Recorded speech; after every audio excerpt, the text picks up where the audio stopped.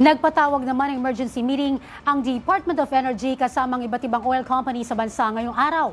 Ito ay dahil sa posibleng epekto ng nangyayaring gulo sa pagitan ng Estados Unidos at Israel laban sa Iran. Mababatid na ayon sa patakaran, inoobliga ang lahat ng kumpanya ng langis na mag-imbak ng nasa 15 araw na inventaryo ng finished products at pang 30 araw naman sa krudo. Ayon kay DOE Secretary Sharon Garin, sentro ang kanilang talakayan sa pagkakaroon ng sapat na supply ng langis. Nagbabala rin siya sa public buying na posibleng makaapekto sa presyo nito. Tiniyak naman ng Energy Department na mayroon pang sapat na supply sa ngayon. Hinikayat din nila ang pagtitipid. Samantala, nilagdaan naman ni Manila Mayor Isko Moreno Dumagoso ang EO number 7 ng LGU. Ito ay kaugnay sa pagtitipid sa konsumo ng gasolina at langis sa buong Maynila.